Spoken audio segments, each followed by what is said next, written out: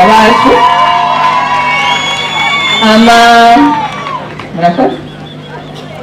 Umugambi wanje witwa Isuka, nubwo ntabwiye yuko ndi nimero ya mbere, ndibaza ngira mwabibonye.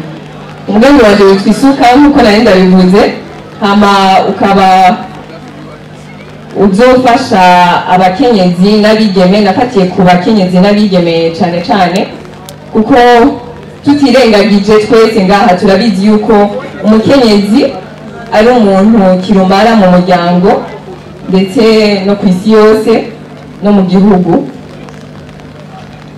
Nkiri mutoya ndi umwana w'imfura mu muryango wanje, navutse mfise ababyeyi bose bakwiye, ariko cyane cyane murabizi yuko umwana agumana n'umubyeyi wiwe, mama wiwe.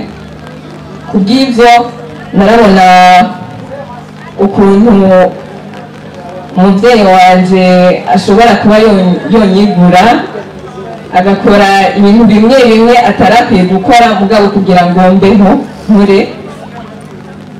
Nico kinshikanye ngaha, ni naco gituma navuze nti mbega bari abandi bakenyezi, bari abandi bavyeyi tubona mw'ibarabara bariko badandaza utuntu muvuga duto duto dushobora kuba tubagirira akamaro mugabo ntabara akamaro kanini, ugasanga bamwe bariko bariruka n'abajejwe umutekano, ariko ntibishemeye cyane, birambabaza cyane. Banya abavyeyi ndabashira mu kibanza cy'umuvyeyi wanje, nkabona bitabereye, nkabona hari ikintu nkwiye guhindura. Ni naco gituma Isuka cyane cyane ishingiye ku burimyi, mugabo hariho n'ibindi dushingira ko mugabo uburimyi nibwo twafatiyeko cyane, kubera ko turazi yuko uburimyi mu gihugu cy'u Burundi ufata nk'ibice, bwinjiza ibice 50 mu cyo no kwita PIB, produit intérieur brut. Ngira abadufasha ngira barashobora kudufasha kubisigura mu Kirundi. Kuri ico kandi bifata nibwo gutuma dufungura ibice 93 biva mu burimyi. Ni ukuvuga ngo abantu ibice 93 kw'ijana bakora uburimyi mu gihugu cy'u Burundi. Nibagiye mu ntara ya Gitega.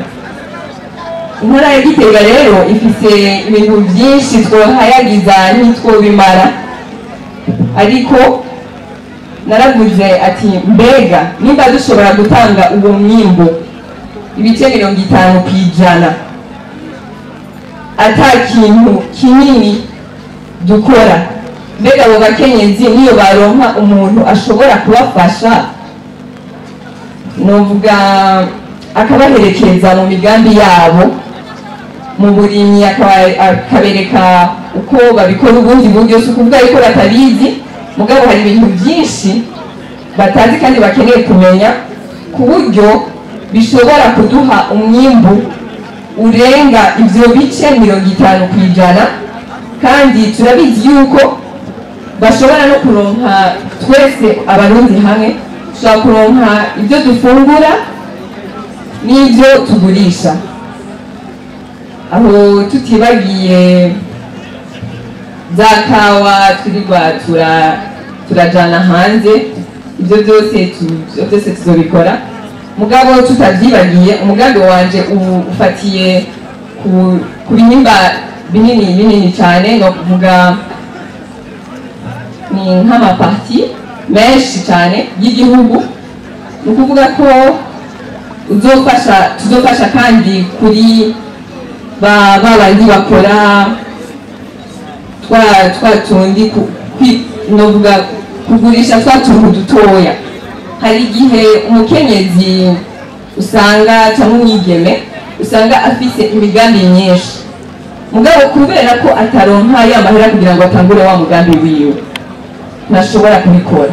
Ariyumvira ati mbega niyo nagenda muri banki bazonsaba novuga ikigwati niko bavuga ingwati murakoze bazosaba ingwati ariko ntayo mfise umukenyezi cyangwa umwigeme agahitamo kubiheba muri ico gihe ntacinjiye mu gihugu ntacinjiye mu muryango wiwe ntacinjiye mu ntara yiwe none muri ico gihe mwumva twamufasha iki muri ico gihe twebwe isuka turafise ibintu bine tuzokora hariho ico nokwita isuka formation isuka entrepreneurship isuka up na isuka finance aho hose tuzobafasha kugira ngo baronke twa dufaranga bashobora kuba bari bashaka bakiyungunganya ariko bakiyungunganya mu byo babitse hama bagatangura ibikorwa byabo neza cyane mugabo aho cyane twafatiye mu mitumba kuko niho abantu benshi bataraba kandi niho hari abantu bashobora kuba bokora kuko nababwiye yuko dufise abantu bashobora kuba bakora uburimyi gusa n'ubworozi ibice 93%. none abo bantu indwi bari hehe akenshi abajene ugwaruka turiyumvira ati uburimyi ni ikintu cy'abantu ba ruguru batazi ibintu batize mugabo akenshi ugiye kubiraba uburimyi butungishije igihugu butungishije byinshi ni nacyo gituma rero twafatiye kuri ico hama novuga byinshi mugabo kiri nyamukuru nico rero ni umugambi wanje murakoze